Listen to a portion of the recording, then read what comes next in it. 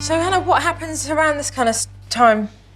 You know, is it just, do you just grab your breaks when you can, or, you know, is there any kind of structure or any kind of routine? Not really. I mean, I'd spent the best part of a day with this family, and it seemed like there was no set time for anything with regards to the kids or the newborns, and that they just kind of did things when they felt it should be done. Are you hungry? Did you eat? You didn't eat, okay. Maybe we should plan dinner.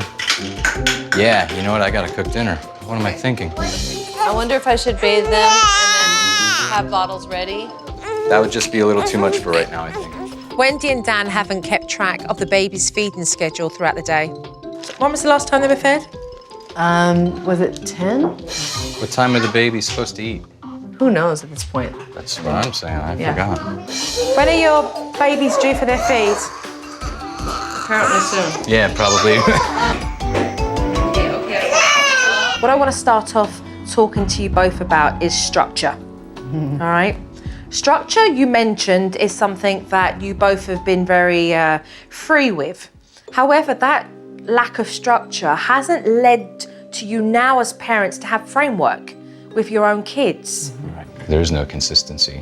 Well, the key to being able to have the consistency is a routine, because it relates to so many different things. It relates to a consistency with sleeping. It relates to meal times, and that is also linked with behaviour. So you see, everything fits into a puzzle.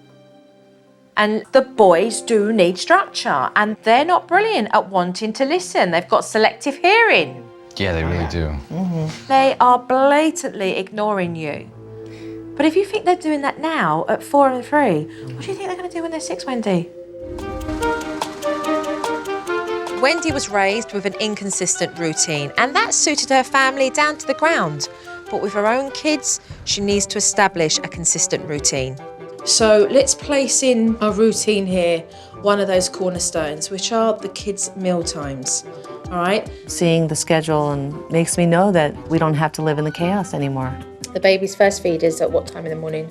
6 Okay. a.m. Up here was a lot of clutter, and when they started to place down on paper how they could help themselves, it started to empower them. What's an ideal time for dinner? I say 6. But it's not like a sit-down formal thing. I would for the children. Right. If the children haven't eaten, I would get into the habit of having them at the table. What are your thoughts on that?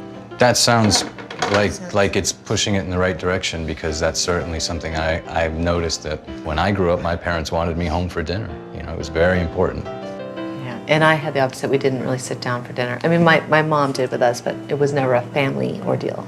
I was raised with a very unstructured type of lifestyle. My father is Brian Wilson of the Beach Boys, and my dad was pretty much absent. Whether he was home or not, he was absent. So, you know, we were craving normalcy.